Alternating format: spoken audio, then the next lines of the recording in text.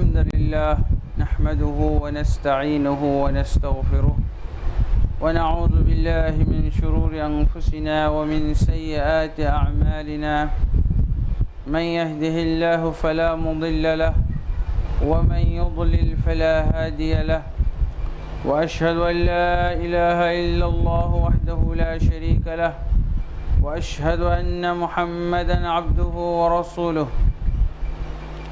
يا أيها الذين آمنوا اتقوا الله حق تقاته ولا تموتن إلا وأنتم مسلمون يا أيها الناس اتقوا ربكم الذي خلقكم من نفس واحدة وخلق منها زوجها وبث منهما رجالا كثيرا ونساء واتقوا الله الذي تساءلون به والأرحام إن الله كان عليكم رقيبا يا أيها الذين آمنوا اتقوا الله وقولوا قولا سديدا يصلح لكم أعمالكم ويغفر لكم ذنوبكم ومن يطع الله ورسوله فقد فاز فوزا عظيما أما بعد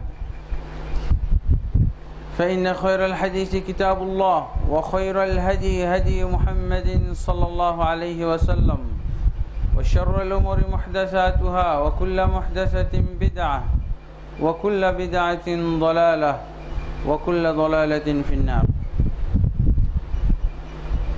أما بعد فأعوذ بالله من الشيطان الرجيم بسم الله الرحمن الرحيم وأتموا الحج والعمرة لله وقال سبحانه الحج أشهر معلومات فمن فرض فيهن الحج فلا رفث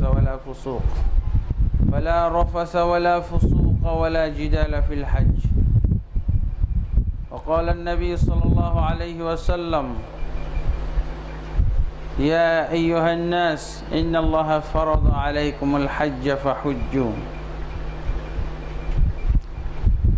وقال النبي صلى الله عليه وسلم بني الإسلام على خمس شهادة أن لا إله إلا الله وأن محمد رسول الله وإقام الصلاة وإيتاء الزكاة وصوم رمضان وحج بيت الله الحرام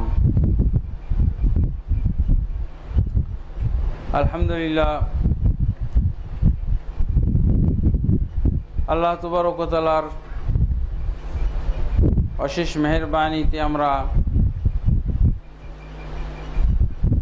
আজকে এই সাপ্তাহিক ঈদ জুমার সালাত আদায়ের জন্য মসজিদে সমবেত হয়েছি। আল্লাহ তাবারক ওয়া তাআলা আমাদের জুমা সহ যাবতীয় ইবাদত কবুল করুন, আল্লাহুম্মা আমিন। আমরা রমজানের পরে শাওয়াল মাস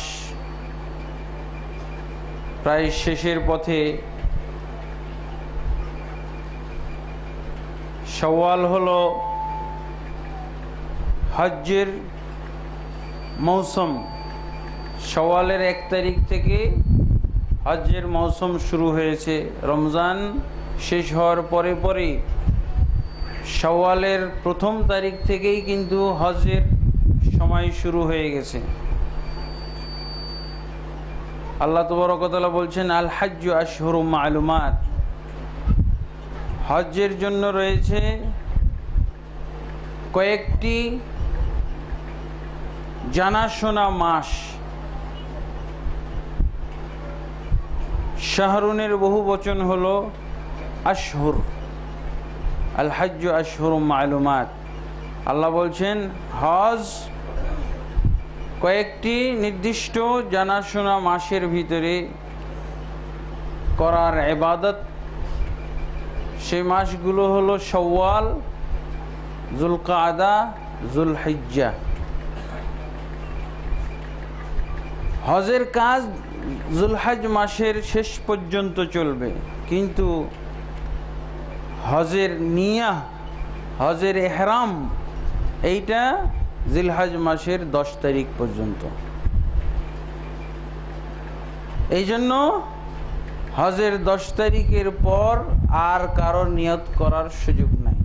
যদিও হজের কাজ চলবে জিলহজ মাসের শেষ তারিখ পর্যন্ত, কিন্তু যে ব্যক্তি 10 তারিখের ভিতরে হজের নিয়ত করতে পারবে না, তার হজ ওই বছরের জন্য ছুটে গেল, আর সে হজ পাবে না। এই জন্য অনেকেই বলেন যে হজের যে নির্ধারিত সময় এটা হলো 2 মাস পুরা, শাওয়াল, যুলকাদা এবং যুলহজ মাসের 10 দিন। যেহেতু 10 তারিখ হয়ে গেলে আর এরপরে নিয়ত করা যাবে না। আর হজের যে প্রথম রুকুন আরাফা, এটা হলো 9 তারিখ। 9 তারিখ দিনের বেলা বাদ জোহর আরাফার শুরু হবে, আরাফার অবস্থান। আল্লাহ রাসূল সাল্লাল্লাহু আলাইহি ওয়াসাল্লাম বলছেন, আল হাজ্জু আরাফা, হজ হলো আরাফা, অর্থাৎ সর্বপ্রথম যে রুকুন সেটা হলো আরাফা। অতএব আরাফা কারো ছুটে গেলে সে আর হজ পাবে না। তবে এই আরাফা পাওয়ার জন্য ন্যূনতম সময় হলো 10 তারিখের ফজরের পূর্ব পর্যন্ত। আরবি তো সূর্য ডুবলেই হয়ে গেল আরবি মাস, অর্থাৎ আরাফাতের মাঠে অবস্থান করলাম 9 তারিখ সূর্য ডুবা পর্যন্ত। সূর্য ডুবে যাবে আরাফাতের মাঠে, সূর্য ডুবে গেল, 10 তারিখ প্রবেশ করলো। এমনি নরমালি হজের যে প্রথম রুকুন আরাফা, এই আরাফার সময়সীমা হলো সূর্য ডুবা পর্যন্ত। যারা শুরু করেছে বাদ জোহর আরাফাতে অবস্থান, তারা সূর্য ডুবা পর্যন্ত সেখানে থাকবে। সূর্য ডুবার আগে কেউ যদি বের হয়ে যায়, তাহলে সে আরাফাতের নিয়ম লঙ্ঘন করলো। আরাফাতের যে নির্ধারিত সময় ছিল সেই সময়ের আগেই সে বেরিয়ে গেল। এই জন্য ওয়াজিব তরককারী হবে এবং এর জন্য তাকে দাম বা কুরবানি দিতে হবে। এই হলো সূর্য ডুবা পর্যন্ত আরাফা। কিন্তু সূর্য ডুবার পরেও কেউ এহরাম বাঁধতে পারে। যারা নিরুপায় আসতে পারে নাই, পৌঁছতে পারে নাই, জ্যামের কারণে দুর্ঘটনার কবলে পড়ে এমন সময় পৌঁছলো যে সূর্য ডুবে গেছে আরাফাতে, তো সূর্য ডুবে যাওয়া শুধু নয়, ফজরের পূর্ব পর্যন্ত কেউ যদি, এইগুলো হলো নিরুপায় লোকদের ওয়াক্ত, ওজর বিশিষ্ট ব্যক্তিদের ওয়াক্ত হলো হজের। এরকম কিছু জরুরি ওয়াক্ত সব ইবাদতের ক্ষেত্রে আছে।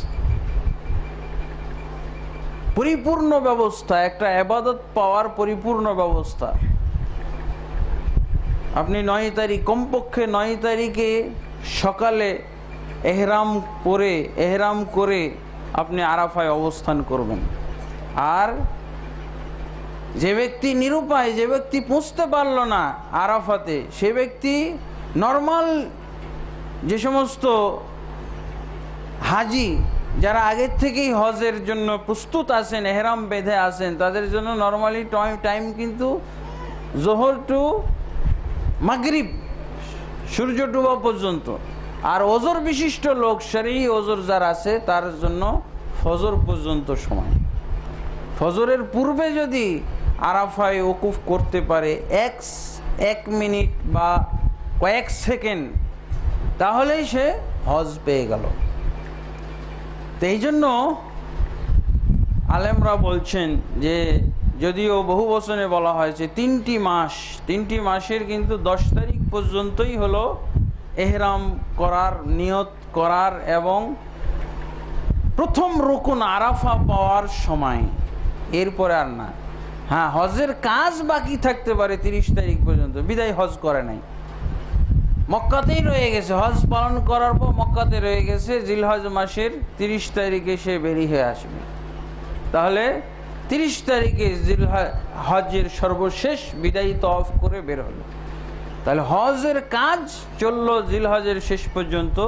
আর নিয়ত বাঁধার সর্বশেষ তারিখ হলো 10 তারিখ। তা আলহামদুলিল্লাহ আমরা এখন হজের মাসের ভিতরে আছি, মৌসুমের ভিতরে আছি। এই সময় আমাদের হজ সম্পর্কে জানা অত্যন্ত জরুরি। এটা একটা উপযুক্ত সময়। তবে হজ সফরের যে প্রস্তুতি, যে প্রক্রিয়া, এটা যেহেতু অনেক জটিল এবং কঠিন এবং সময় সাপেক্ষ ব্যাপার, এখন আমরা সিদ্ধান্ত নিলেও যেতে পারবো না। কাজেই আমাদের এই সময়ে প্রস্তুত হওয়া দরকার, আমাদের সিদ্ধান্ত নেওয়া দরকার। যাদের উপরে হজ ফরজ আছে তারা যেন আগামী বছর, আমরা যখন থেকে আগামী বছর হজ করার জন্য সময় শুরু হবে, প্রক্রিয়া শুরু হবে, তখন আমরা যেন হজের প্রস্তুতি নিতে পারি। সেই জন্য আজকে আমরা এই হজ বিষয়ে আলোচনা করছি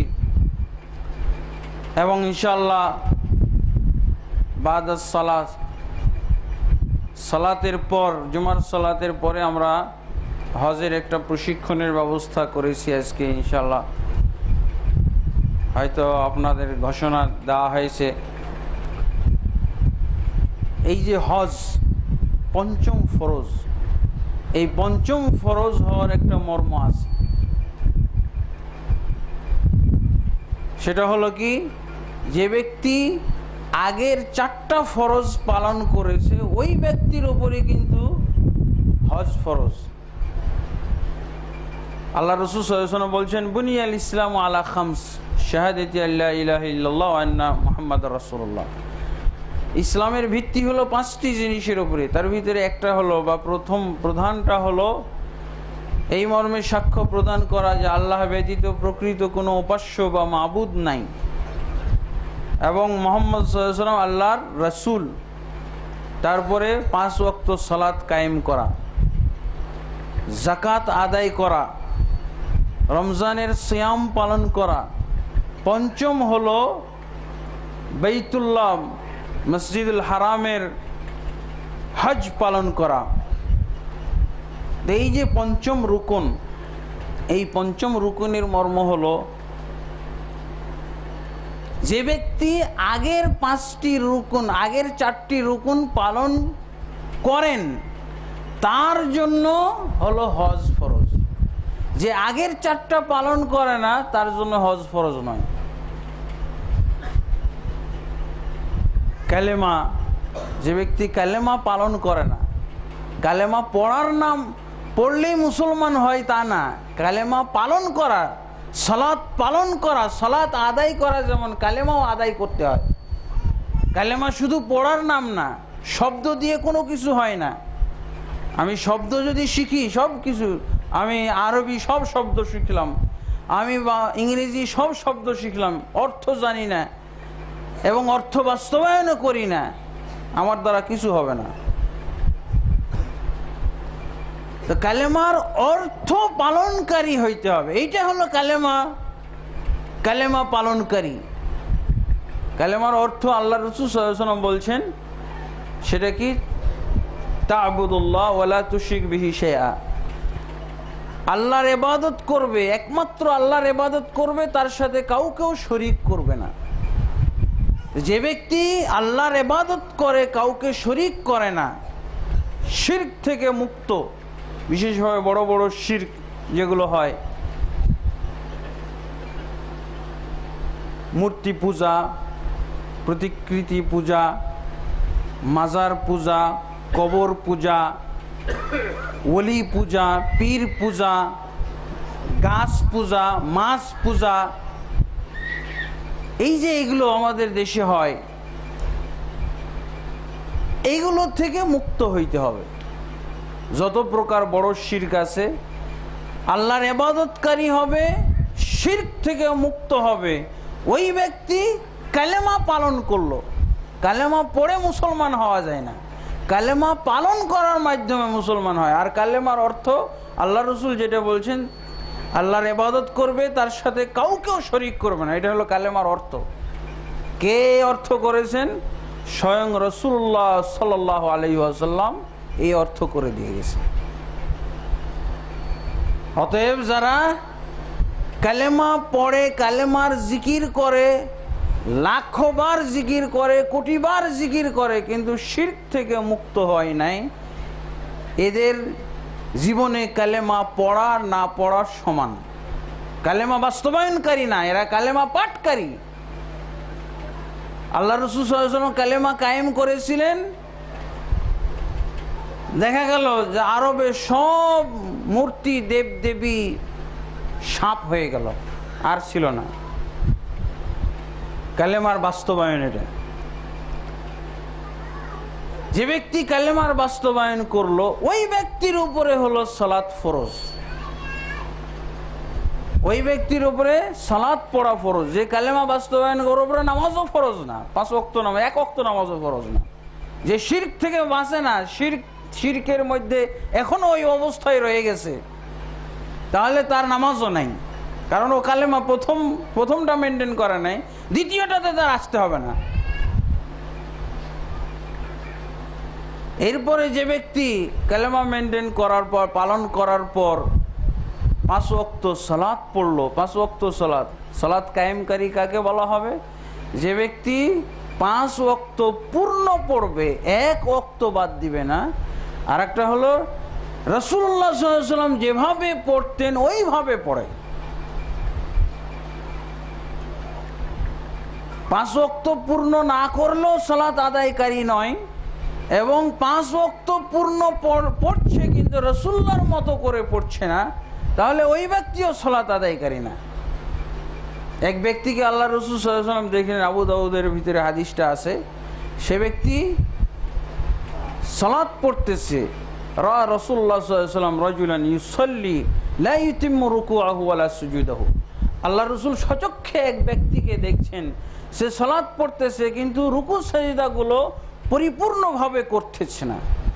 আল্লাহ রাসূল সাল্লাল্লাহু আলাইহি ওয়াসাল্লাম তার সালাতের দিকে লক্ষ্য করে বললেন, লাইন মাতা হাযা লামাতা আলা গায়রি ফিতরাতি মুহাম্মাদিন সাল্লাল্লাহু আলাইহি ওয়াসাল্লাম আল্লাতী ফাতারাল্লাহু আলাইহা। এই যে লোকটা নামাজ পড়তেছে, এই লোক যদি এই নামাজ পড়ে মৃত্যুবরণ করে, তাহলে এর মৃত্যুটা মুহাম্মদ সাল্লাল্লাহু আলাইহি ওয়াসাল্লামের দ্বীনের উপরে হবে না। মুহাম্মদ সাল্লাল্লাহু আলাইহি ওয়াসাল্লামের দ্বীন হলো একটা, আর এই মুসল্লির দ্বীন হলো আরেকটা। মুহাম্মদ সাল্লাল্লাহু আলাইহি ওয়াসাল্লামের ধর্মের উপরে এর মৃত্যুটা হবে না। দেখছেন? তাহলে সালাত আদায়কারী নয় ওই ব্যক্তি। সে এমন সালাত আদায় করলো যে এই সালাত দিয়েই আল্লাহ রসুলের দিন থেকে বহির্ভূত। আল্লাহ রসুলের বিরোধিতা করার জন্য আপনি কি ওই দুনিয়াবি কোনো কাজ দিয়ে বিরোধিতা করা যাবে? আল্লাহ রসুলের দিনের কাজ দিয়ে আল্লাহ রসুলের বিরোধিতা করা সম্ভব। আল্লাহ রসুল যেভাবে নামাজ পড়েছেন আপনি ওর বিপরীত পড়েন, তাহলে রসুলের বিরোধিতা হয়ে গেল। আল্লাহ রসুলের বিরোধিতার জন্য ওই দুনিয়াবি কিছু লাগবে না। আল্লাহ রসুল সাল্লাল্লাহু আলাইহি ওয়াসাল্লাম বিল্ডিং, এত উঁচু বিল্ডিং করেননি, আপনি করলেন, এই জন্য এটা আল্লাহ রসুলের বিরোধিতা হলো না। উনি কৃষি কাজ করতেন না, আপনি কৃষি কাজ করতেছেন, এই জন্য এটা বিরোধিতা না। বিরোধিতা শুধু হবে ইবাদতের ক্ষেত্রে, রাসূলের সাথে সংঘর্ষ হবে দ্বীনের ক্ষেত্রে, ইবাদতের ক্ষেত্রে। আপনি দুনিয়াবি কাজ করে রাসূলের ধর্ম থেকে বহিষ্কার হবে না। আপনি দ্বীনের কাজ, সওয়াবের কাজ, ইবাদতের কাজ, নামাজ, দোয়া, জিকির আজকার করে আল্লাহ রসুলের দ্বীন থেকে বহির্ভূত হবেন। কারণ আল্লাহ রসুলের বিরোধিতা চর্চা করেছে ও সালাতের ক্ষেত্রে। আর 5 ওয়াক্ত পুরা পড়তে হবে। কেন? তার কারণ হলো আল্লাহ রাসূল সাল্লাল্লাহু আলাইহি ওয়াসাল্লাম বলছেন, ফাআলিমহুম আন্নাল্লাহ ইফতারাদা আলাইহিম 5 সালাওয়াতিন, তাদেরকে জানিয়ে দাও যে আল্লাহ তাবারক ওয়া তাআলা তাদের উপরে নামাজ যে ফরজ করেছেন, সালাত যে ফরজ করেছেন, এটা হলো দিনে রাতে 5 ওয়াক্ত নামাজ ফরজ করেছেন। ফরজ শব্দের অর্থ হলো কম্পালসারি।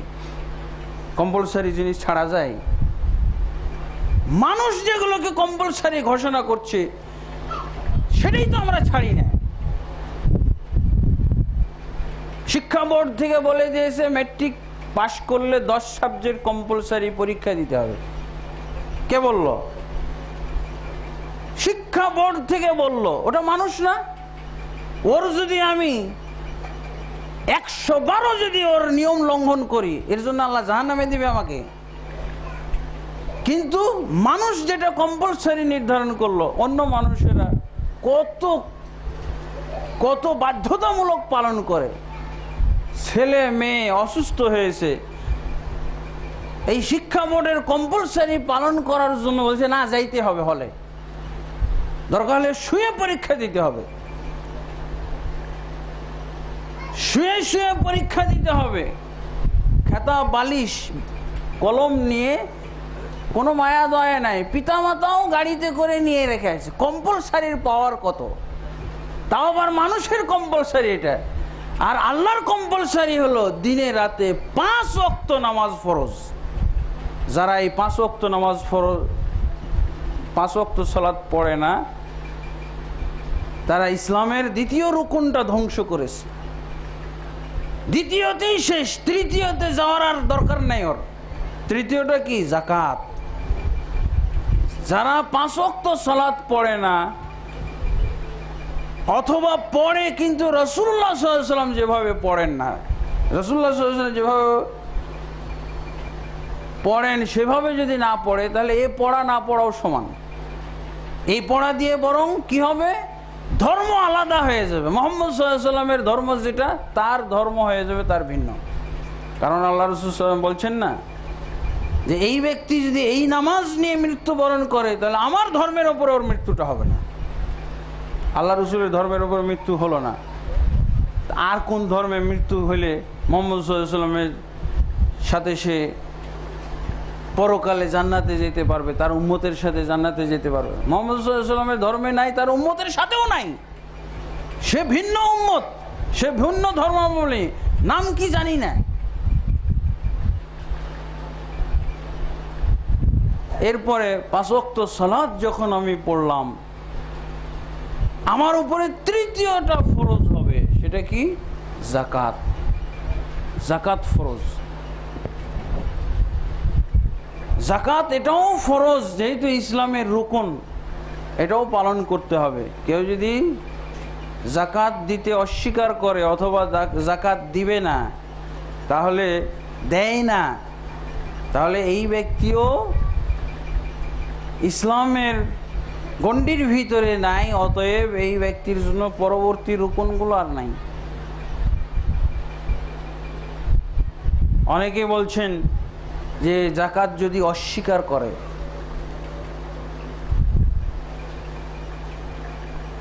তাহলে ওই ব্যক্তি ইসলামের গণ্ডি থেকে বেরিয়ে যাবেন। আবার কেউ বলছে যে অস্বীকার ছাড়াও কেউ যদি আদায় না করে, তাও ইসলামের গণ্ডি থেকে বের হয়ে যাবে। আবু বকর রাদিয়াল্লাহু আনহু খলিফা হওয়ার পর যুদ্ধ করেছিলেন যাকাত অনাদায়কারীদের সাথে। প্রথম যুদ্ধ হয়েছিল, আর দ্বিতীয় যুদ্ধ হয়েছিল ভণ্ড নবীর অনুসারীদের সাথে, ভণ্ড নবী এবং তার অনুসারীদের সাথে, মুরতাদ হয়ে গেছিল যারা।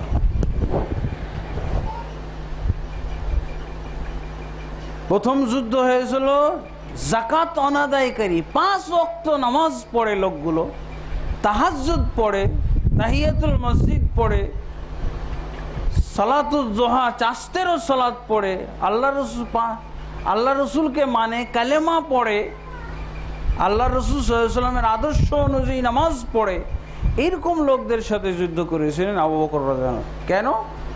তারা যাকাত দিবে না। কেন?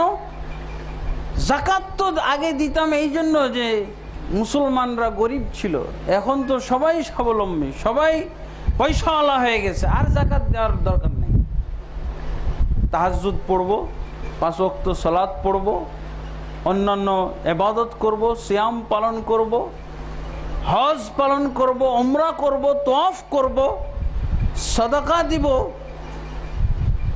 হ্যাঁ, কিন্তু যাকাতটা দেবে না। আবু বকর রাদিয়াল্লাহু আনহু বললেন, লা উকাতিলান্না মান ফাররাকা বাইনাস সালাতি ওয়াজ যাকাত, আমি অবশ্যই যুদ্ধ করব ওই লোকদের সাথে যারা সালাত এবং যাকাতের মধ্যে পার্থক্য করবে। সালাত এবং যাকাত একই জিনিস, তাই নাকি? দুইটা একই না। সালাত আদায় করবে অথচ যাকাত আদায় করবে না, এটা পার্থক্য করা হলো। আল্লাহ তো বলছেন আকিমুস সালাত ওয়া আতুজ যাকাত, তোমরা সালাত কায়েম করো, যাকাত আদায় করো। একই সাথে কোরআনের আয়াতে বলা হচ্ছে না, অথচ এরা সালাত আদায় করবে, যাকাত আদায় করবে না, এটা হতে পারে না। অবশ্যই আমি আবু বকর যুদ্ধ করব ওই লোকদের সাথে যারা নামাজ এবং যাকাতের মধ্যে পার্থক্য করবে। নামাজ পড়বে, যাকাত দিবে না। আমাদের সমাজে তা আরো মারাত্মক ব্যাপার। তারপরে যুদ্ধ করার যখন ঘোষণা দিলেন, ওমর ইবনুল খাত্তাব সহ আরো অনেক সাহাবী এর সাথে দ্বিমত পোষণ করলেন। কাইফা তুকাতিলুহুম ওয়া হুম ইয়াশহাদুনা আল্লা ইলাহা ইল্লাল্লাহ ওয়া আন্না মুহাম্মাদুর রাসূলুল্লাহ, কিভাবে আপনি ওই ব্যক্তিদের সাথে লড়াই করতে চাচ্ছেন, যুদ্ধ করতে চাচ্ছেন যারা কালেমা পাঠ করছে, লা ইলাহা ইল্লাল্লাহ বলছে, আশহাদু আল্লা ইলাহা ইল্লাল্লাহ বলছে, আশহাদু আন্না মুহাম্মাদুর রাসূলুল্লাহ বলছে, কিভাবে আপনি তাদের সাথে যুদ্ধ করবেন?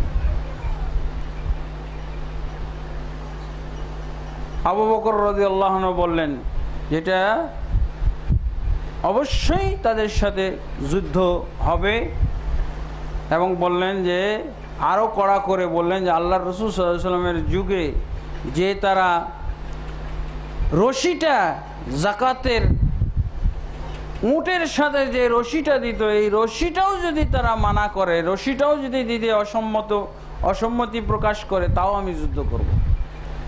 ওমর ইবনুল খাত্তাব একটু চিন্তা করলেন যে কেন এত দৃঢ়, কেন এত কঠোর আবু বকর রাদিয়াল্লাহু আনহু, অথচ সবসময় কিন্তু ওমর কঠিন, কিন্তু এখন দেখা যাচ্ছে আবু বকর বেশি কঠোর। বরং আবু বকর রাদিয়াল্লাহু আনহু ওমরকেই ধমক দিলেন। কি বললেন? ধমক দিয়ে বললেন আজব্বারুন ফিল জাহিলিয়াত ওয়া খুওয়ারুন ফিল ইসলাম, তুমি জাহিলি যুগে ছিলে বীর, আর তুমি ইসলামের যুগে ভেড়া সাজতেছো কেন? রাজাউতা নুসরাতাকা ওয়া আতাইতা বিখুযলানিকা, আমি তোমার সাহায্য কামনা করেছিলাম, সহযোগিতা করবে আমার এই পদক্ষেপের ব্যাপারে, এই সিদ্ধান্তের ব্যাপারে তুমি আমাকে সহযোগিতা করবে, আর তুমি নিয়ে আসছো অসহযোগিতা। আবু বকর রাদিয়াল্লাহু আনহু বললেন আমি একা হলেও যুদ্ধ করব, তোমরা কেউ না গেলে। পরে ওমর ইবনুল খাত্তাব চিন্তা করলেন যে এত দৃঢ়তার কারণ কি। পরে চিন্তা করার পর, গবেষণা করার পর, দলিল প্রমাণ এগুলো ভালোভাবে বুঝার পর উনি বুঝতে পারলেন যে আবু বকর রাদিয়াল্লাহু আনহুর জন্য আল্লাহ তাবারক ওয়া তাআলা এই দিনকে বুঝা এত সহজ করে দিয়েছেন, তার অন্তরকে খুলে দিয়েছেন।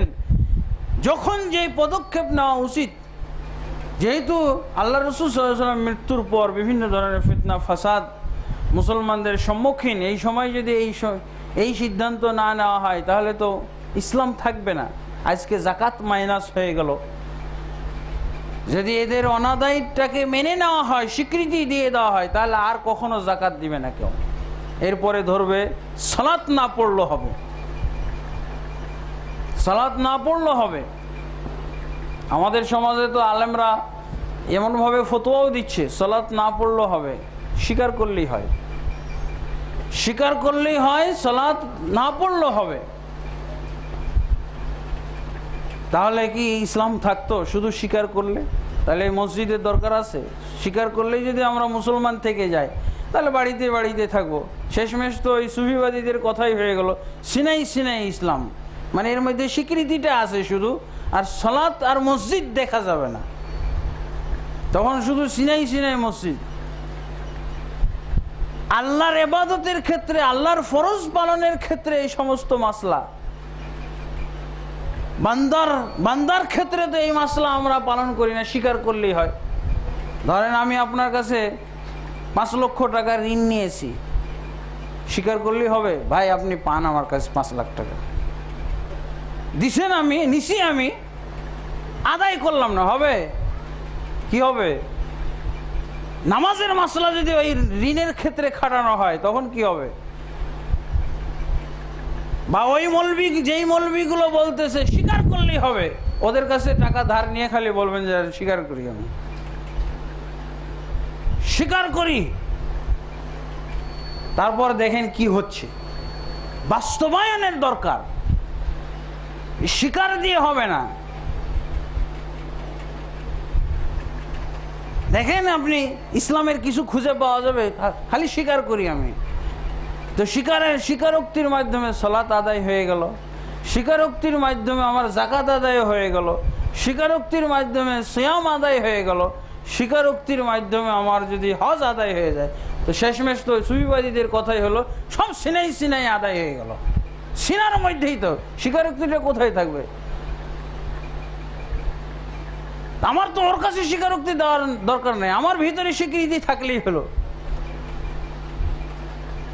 এগুলো হলো এক ধরনের ইসলামকে মানে বন্দি রাখার পর্যায়ভুক্ত, ইসলামকে সিনাই বন্দির করে দেওয়ার অন্তর্ভুক্ত। অবশ্যই বাস্তবায়ন করতে হবে। যে ব্যক্তি যাকাত আদায় করে, এই জন্য একজন লেখক লিখেছেন, আবুল হাসান আন নাদভী, ইন্ডিয়ার একজন আলেম, ভারতবর্ষের সবচেয়ে বড় আলেম বা সবচেয়ে বড় আলেমদের একজন, আরব বিশ্ব অত্যন্ত পরিচিত আবুল হাসান আন নাদভী। উনি বলছেন এই আবু বকর রাদিয়াল্লাহু আনহু এই ঘটনাকে সামনে রেখে উনি যাকাত অনাদায়কারীদেরকেই যদি অমুসলিম মনে করে থাকেন, মুরতাদ মনে করে থাকেন, তাদের সাথে যুদ্ধ করে থাকেন, তাহলে তো দেখা যায় যে এখন তো যাকাত অনাদায়কারী তো ভুরি ভুরি, নামাজ ত্যাগকারী মুসলমানই তো 90%-এর উপরে।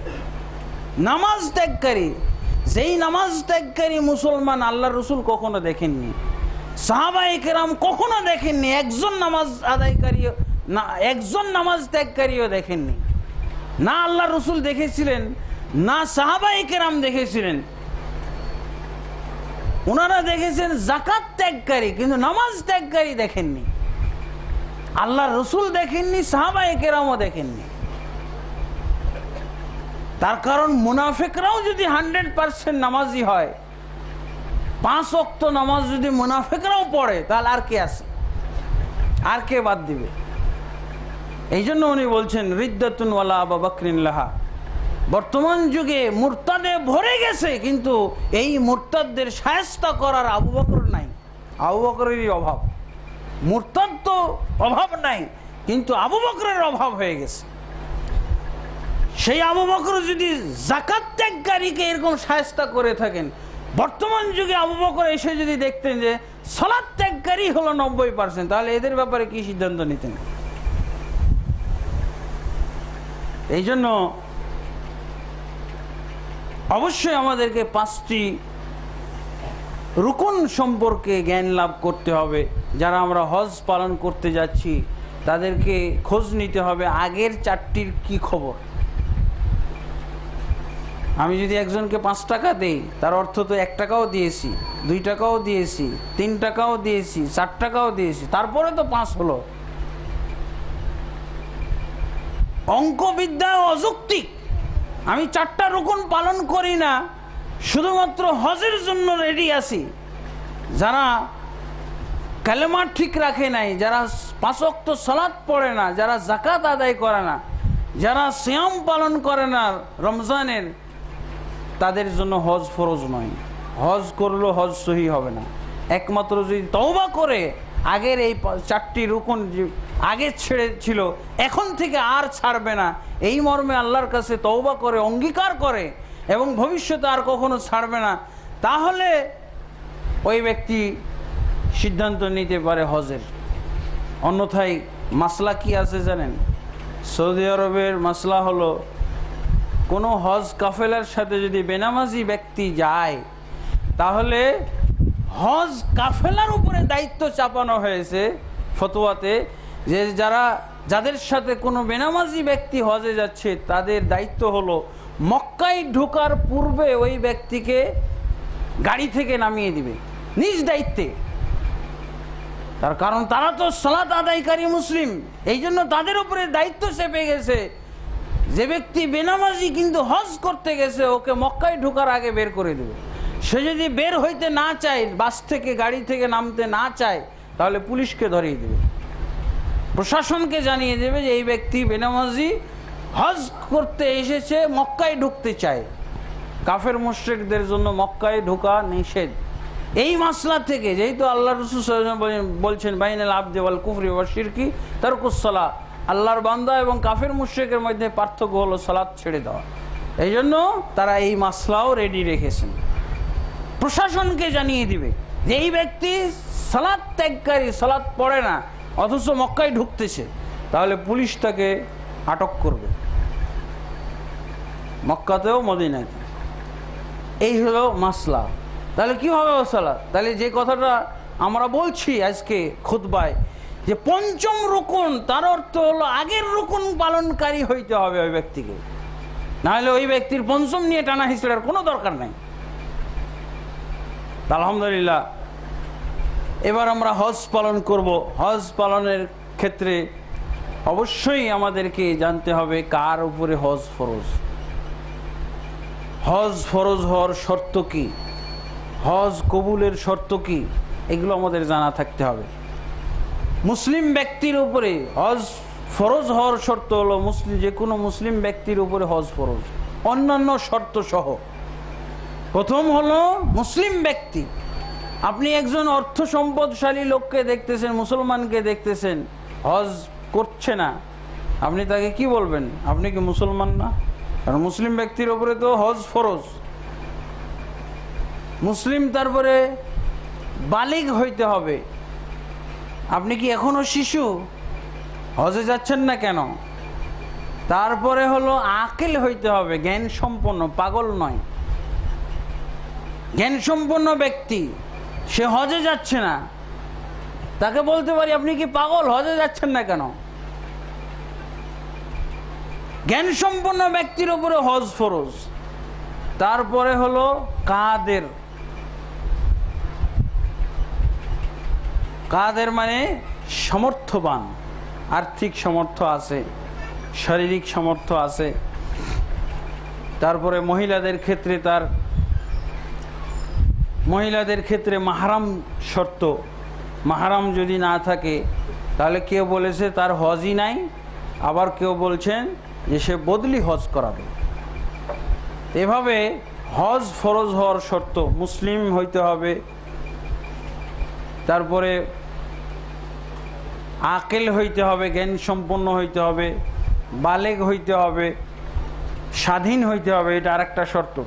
এখন তো কৃতদাস নাই, স্বাধীন কৃতদাসের উপরে হজ ফরজ নয়, শিশুর উপরে হজ ফরজ নয়। তবে শিশু যদি হজ পালন করে তো হজের সওয়াব পাবে অভিভাবক। সালাত যদি পড়ে শিশু তাহলে সওয়াব পাবে অভিভাবক। আর অভ্যস্ত করাইতে হবে সমস্ত ইবাদত, 5টা রুকুন অভ্যস্ত করাইতে হবে শিশু অবস্থায়। বালেগ হওয়ার পর অভ্যস্ত করার আর সময় নাই, শিশু অবস্থাতেই অভ্যস্ত করতে হবে, পরিপূর্ণ অভ্যাস। বালেগ হওয়ার পর আর কোনো অভ্যাস হয় না। বালেগ হওয়ার পর যদি সে নিজে নিজে কখনো তার অনুশোচনা হয়, সে যদি অনুতপ্ত হয়ে ইসলাম পালন করে, সেটা হলো অন্য কথা। আর ইসলামী রাষ্ট্র হলে তো ভিন্ন কথা, বাধ্যতামূলক তাকে পালন করা হবে বালেগের পর।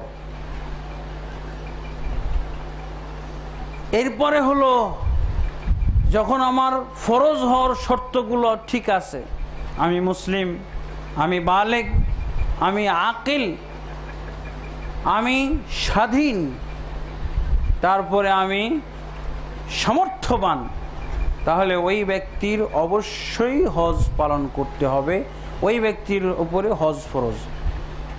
আল্লাহ বলছেন ওয়ালিল্লাহি আলান নাসি হিজ্জুল বাইতি মান ইসতাতা ইলাইহি সাবিলা। আল্লাহর জন্য মানুষের উপরে বাইতুল্লাহর হজ পালন করা বিধিবদ্ধ, যদি সে পর্যন্ত পৌঁছার ক্ষমতা থাকে। তারপরে আল্লাহ কি বলছেন? ওয়ামান কাফারা ফাইনাল্লাহা গানিয়্যুন আনিল আলামিন। যে ব্যক্তি কুফরি করবে আল্লাহ সমস্ত জগৎ থেকে মুখাপেক্ষীহীন। আল্লাহ সমস্ত জগৎ থেকে, যে ব্যক্তি কুফরি করবে, যে হজ পালন করবে, আর এদিকে আল্লাহ বলছেন যে ব্যক্তি হজ না পালন করবে, না বলে কি বলছেন, যে ব্যক্তি কুফরি করবে। এই আয়াত থেকেই বোঝা যায় হজ না পালন করাই একটা কুফরি। মানুষের উপরে আল্লাহর জন্য হজ পালন করা হলো ফরজ, বিধিবদ্ধ, আর যে কুফরি করবে হজ পালন না করাটাকেই কুফরি বলা হচ্ছে। তাহলে আল্লাহ সমস্ত জগৎ থেকে অমুখাপেক্ষী, তিনি কারো মুখাপেক্ষী নন। আল্লাহ রাসূল সাল্লাল্লাহু আলাইহি ওয়াসাল্লাম বলছেন, ইয়া আইয়ুহান নাস ইন্নাল্লাহা কাতাবা আলাইকুমুল হাজ্জা ফাহুজ্জু, হে জনগণ তোমাদের উপরে হজ ফরজ করা হয়েছে। যে ব্যক্তি হজ পালনের সামর্থ্য রাখে, অতএব তোমরা হজ পালন করো। আল্লাহ হজ ফরজ করে দিয়েছেন, অতএব হজ পালন করো। যে ব্যক্তি সামর্থ্য থাকা সত্ত্বেও হজ পালন করে না, তাদের ব্যাপারে বিরাট হুমকি এসেছে। আল্লাহ রাসূল সাল্লাল্লাহু আলাইহি ওয়াসাল্লাম থেকে মারফুভাবে যঈফ সনদে, কিন্তু ওমর ইবনুল খাত্তাব রাদিয়াল্লাহু আনহু থেকে মওকুফ সহিহভাবে বর্ণিত হয়েছে, মান কানা লাহু সাআতুন আন ইয়াহুজ্জা ফালাম ইয়াহুজ্জা ফালা আলাইহি আন ইয়ামুতা ইহুদিয়ান আও নাসরানিয়ান। যে ব্যক্তির সামর্থ্য আছে হজ পালন করার, অথচ সে ব্যক্তি হজ পালন করলো না, এতে আল্লাহর কোনো পরোয়া নেই, সে ইহুদি অবস্থায় মারা যাক অথবা খ্রিস্টান অবস্থায় মারা যাক। বিরাট হুমকির ব্যাপার নাই। যে ব্যক্তির হজ পালনের সামর্থ্য আছে অথচ হজে গেল না, হজ পালন করলো না, তার জন্য উভয়টাই সমান। সে ইহুদি হয়ে মারা যাক আর খ্রিস্টান হয়ে মারা যাক। তাহলে ইহুদি খ্রিস্টান হয়ে মারা যাওয়া মানে কি মুসলমান অবস্থায় মারা যাওয়ার সম্ভাবনা? এটা বিরাট কিন্তু হুমকি। ওমর ইবনুল খাত্তাব রাদিয়াল্লাহু আনহু ইচ্ছা পোষণ করেছিলেন, উনি এরকম একটা ঘোষণা দিয়েছিলেন যে আমার ইচ্ছা হয় যাদের হজ পালনের সামর্থ্য আছে অথচ হজে যাচ্ছে না, তাদের উপরে আমি অমুসলিমদের মতো ট্যাক্স বসিয়ে দিই। ওমর ইবনুল খাত্তাব এরকম একটা ঘোষণা দিয়েছিলেন যে যাদের হজ পালনের সামর্থ্য আছে অথচ হজ পালন করে না, তাদের উপরে ট্যাক্স বসিয়ে দিই। অতএব এই হজ কিন্তু জেনতেন ফরজ না, পঞ্চম ফরজ। তারপরও এই ফরজ তরক করলে, পরিত্যাগ করলে এর ব্যাপারেই কত হুমকি আছে, অথচ আমরা হজ পালনের ব্যাপারে এত উদাসীন। বহু মানুষের উপরে, বিশেষভাবে যাদের জায়গা জমি আছে, এখন জায়গা জমির দাম বৃদ্ধি হয়ে অনেক আগেই হজ ফরজ হয়ে গেছে, অথচ তারা হজের চিন্তাই করতেছে না। এটা একটা বিরাট ধরনের খামখেয়ালি এবং আমাদের ধর্মীয় ক্ষেত্রে বিরাট ধরনের একটা ত্রুটি। মারা গেলে তো আমাদের ইহুদি অথবা খ্রিস্টান হয়ে মারা যদি যায়, আল্লাহ যদি অমুসলিম হিসেবে আমাদেরকে গণ্য করেন, তাহলে তো সর্বনাশ হয়ে গেল। অতএব আমাদের কোনো ধরনের অজুহাত, কোনো ধরনের ওজোর আপত্তি না দেখিয়ে তাড়াতাড়ি হজের সিদ্ধান্ত নেওয়া উচিত। এবং আল্লাহ রাসূল সাল্লাল্লাহু আলাইহি ওয়াসাল্লাম বলছেন, মান কানা লাহু সাআতুন আন ইয়াহুজ্জা ফালইউআজ্জিল, যার সামর্থ্য হয়েছে হজ পালন করার, সে যেন তাড়াতাড়ি করে, দেরি না করে, সময় ক্ষেপণ না করে। তার কারণ সে জানে না যে তার ভবিষ্যতে কি ঘটে গেছে। এমন হইতে পারে যে তার সম্পদ হারিয়ে গেল, এমন রোগ হলো যে রোগের চিকিৎসা করতে যে সম্পদটা শেষ হয়ে গেল, কিন্তু সে তো দায়ী হয়ে থেকে গেল। কারণ তার উপরে যখন হজ ফরজ হয়েছিল তখন সে করে নাই, এরপরে টাকা নাই, তাই কি হয়েছে, ও তো এখন দায়বদ্ধ থেকে গেল। এই দায়বদ্ধতা কখন ছাড়াবে? এই জন্য আল্লাহ রাসূল সাল্লাল্লাহু আলাইহি ওয়াসাল্লাম বলছেন, যখনই হজ ফরজ হয়েছে তাড়াতাড়ি যেন হজ পালনের জন্য যায়, দেরি না করে। তার কারণ যে কোনো সময় তার এই সম্পদ হারিয়ে যেতে পারে, সম্পদ আর থাকলো না কিন্তু সে দায়বদ্ধ থেকে গেল ঠিকই। তো এই জন্য আমাদের উচিত তাড়াতাড়ি হজের জন্য যাওয়া। আলহামদুলিল্লাহ এখন তো আমরা নিয়ত করলেই মানে খুব সহজ হয়ে গেছে হজ পালনের প্রক্রিয়াগুলো, যেমন জটিল তেমন অন্য দিক দিয়ে সহজ হয়ে গেছে। তা আমি আশা করব যাদেরকে আল্লাহ তাবারক ওয়া তাআলা সম্পদ দিয়েছেন তারা তাড়াতাড়ি যেন হজের জন্য প্রস্তুত হন, এবার না হলে আগামী বছর অবশ্যই। এরপরে যখন আমার উপরে হজ পালনের যে শর্তগুলো আছে এই শর্ত সাপেক্ষে আমার উপরে হজ ফরজ হয়েছে, এবার আমাকে চিন্তা করতে হবে হজ কবুল কিভাবে হবে। এখন হজ পালন করলেই যে আল্লাহর কাছে কবুল হবে এমনটা নয়। এই জন্য আমাদেরকে অবশ্যই হজ কবুল হওয়ার জন্য ব্যবস্থা নিতে হবে। হজ কবুলের ব্যবস্থা হিসেবে প্রথমে আপনাকে অবশ্যই সিদ্ধান্ত নিতে হবে এই হজ পালন করতে যাচ্ছি আল্লাহর নির্দেশ পালনের জন্য। আল্লাহ আমার উপরে ফরজ করেছেন, বাধ্যতামূলক করেছেন, আল্লাহর আদেশ পালনের জন্য যাচ্ছি আল্লাহকে রাজি খুশি করতে। আল্লাহকে রাজি খুশি করার জন্য পরকালীন স্বার্থে আমি হজ পালন করছি। এটা হলো ইবাদত বা হজ কবুলের প্রথম শর্ত। এরপরে শর্ত হলো হজটা অবশ্যই রাসূলুল্লাহ সাল্লাল্লাহু আলাইহি সাল্লামের নিয়মে হইতে হবে। অনেকেই হজ পালন করেন কিন্তু আল্লাহর জন্য করেন না। কি জন্য করেন? নিজের জন্য। আল্লাহর হজ নিজের জন্য করে। কিভাবে? অনেকেই দেখবেন যে তার কালেমা ঠিক নাই, সালাত ঠিক নাই, তার জাকাত নাই, সিয়ামও পালন করে না, হজে যাচ্ছে। কি জন্য যাচ্ছে? দেশটা দেখি, মক্কা মদিনায় দেখে আসি, কিন্তু নিজের জন্য হলো। যেমন সুন্দরবন বেড়াইতে যায়, কক্সবাজার বেড়াইতে যায়, এটা আর একটা সুযোগ। তাহলে এটা নিজের জন্য হলো না। হজ তো আল্লাহর জন্য হবে, কিন্তু এই ব্যক্তি কিসের জন্য হজ করলো? নিজের জন্য। আরো নিজের জন্য কিভাবে করে? যে দেখেছি বা আমরা সমাজে দেখি হাজি লোকগুলো সম্মান পায়। আলহাজ, হাজি বললে সম্মান একটা আছে। তো আমারও এরকম একটা সম্মান হবে, হাজি সাহেব বলবে, আলহাজ বলবে। তাহলে হজটা কি আল্লাহর জন্য হলো না নিজের জন্য? আল্লাহর হজ নিজে ডাকাইতি করে ডাইভার্ট করলো নিজের দিকে, এটা আল্লাহর হজ ছিনতাই করে নিজের দিকে নিজের স্বার্থে ব্যবহার করলো। হাজি হওয়ার জন্য হজে গেছে, আলহাজ হওয়ার জন্য হজে গেছে। আরো অন্যান্য স্বার্থ। দেখা যায় যে হাজি সাহেবের হোটেলটা খুব ভালো চলতেছে, হাজি ট্রেডার্স খুব ভালো চলতেছে, আমিও এসে যদি একটা হোটেল ব্যবসা প্রতিষ্ঠান সেখানে যদি আলহাজ অথবা হাজি লিখে দিই মানুষ, তারপরে ভোট টোট আসলেও সুবিধা হয়, হাজি অমুককে ভোট দেন, হাজি সাহেব ভোট চাই, তো ভোট ভিক্ষা, ভোট অর্জনটাও সুবিধা হবে। ভোট অর্জন, অর্থনৈতিক স্বার্থ উদ্ধার, সামাজিক সম্মান উদ্ধার, সম্মান লাভ, এগুলো নিজের জন্য হজ না। হজ প্রথম শর্ত হলো হজটা আল্লাহর জন্য হতে হবে। কিন্তু এই ব্যক্তি রেখে আল্লাহর জন্য হজ করলো না নিজের জন্য হজ করলো? অধিকাংশ প্রায় 90% উপরে হজ নিজের জন্যই করে মানুষ। অনেকেই তো র্যালি বের করে। আমাদের দিনাজপুর এলাকা থেকে মাসলা জিজ্ঞেস করছে যে এরকম হাজি সাহেবকে সামনে নিয়ে গাড়িতে উঠাইতে যাইতেছে, বিশাল মিছিল, সবাই হাজি সাহেবের নামে স্লোগান দিচ্ছে, আর হাজি সাহেব আগে খাওয়াই নিছে। তো এটা কি?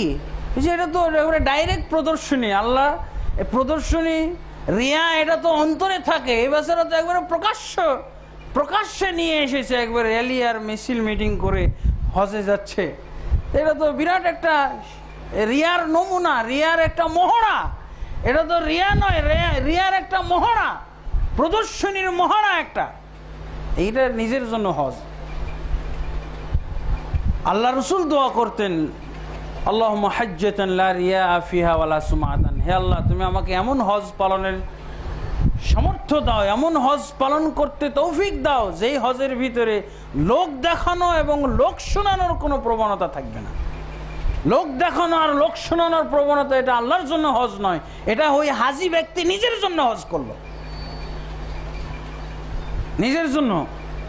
এরপরে দেখা যায় এই কারণেই তো অনেকে নিজের স্বার্থে, যার জন্য দেখা যাচ্ছে মহিলা মাহারাম নাই হজ করবে, মাহারাম নাই, তাও মাহারাম ছাড়াই হজে যাবে। কি ওর উদ্দেশ্য? ও তো বদলি করাইতে পারে, কিন্তু ও নিজেই যাবে হজ করতে, যে কোনো ভাবে যাইতেই হবে। আর ওর উদ্দেশ্যটা কি? নিজের জন্য যাচ্ছে হজ করতে, দেশটা দেখবে, ঘুরবে ফিরবে, এই তো।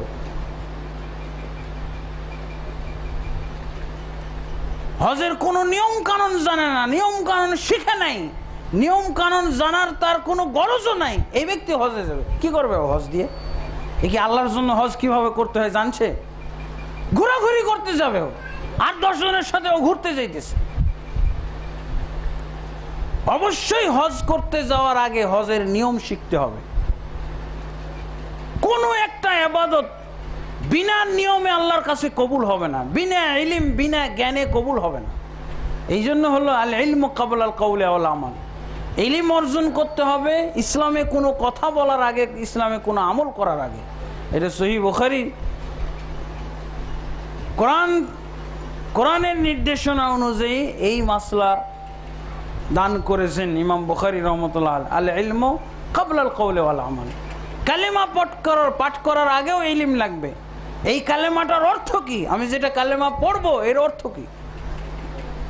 অতএব হজের জ্ঞান অর্জন না করে হজে যাওয়া, এটাও একটা নিজের জন্য হজ, আল্লাহর জন্য নয়। যাচ্ছেই ঘোরাঘুরি করতে হবে, তো না শিখলেও তো হবে। এই 10 জনের সাথে যদি আমি বেরিয়ে যাই তো হবে না? ঘোরাঘুরি তো ঠিকই হবে, আলহাজ বা হাজি তো ঠিকই তাকে বলা হবে, কিন্তু হজটা কি আল্লাহর জন্য কবুল হলো? এরপরে আল্লাহর রাসূল সাল্লাল্লাহু আলাইহি ওয়াসাল্লামের নিয়ম অনুযায়ী হজ করতে হবে। আল্লাহ রাসূল সাল্লাল্লাহু আলাইহি ওয়াসাল্লামের নিয়ম অনুযায়ী হজ না করলে হজ হবে না। এই জন্য আল্লাহ রাসূল সাল্লাল্লাহু আলাইহি ওয়াসাল্লাম বারবার বলতেন, খুযু আন্নী মানাসিকাকুম, তোমরা আমার থেকে হজের নিয়মগুলো শিখো, আমার থেকে হজের নিয়ম জানো। এই জন্য এত বিপুল সংখ্যক লোক আল্লাহ রাসূল সাল্লাল্লাহু আলাইহি ওয়াসাল্লামের সাথে হজে এসেছিলেন। কেন?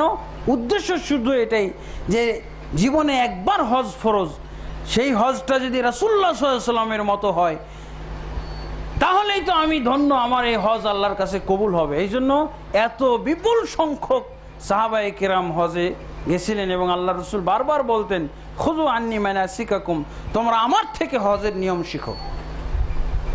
আমাদের সমাজে অনেক সময় হজের নিয়ম বলা হয়, কিন্তু দেখা যায় মাযহাবী নিয়মের মধ্যে আছে, অমুক তরিকার নিয়ম, অমুক হুজুরের নিয়ম, অমুক পীর সাহেবের নিয়ম।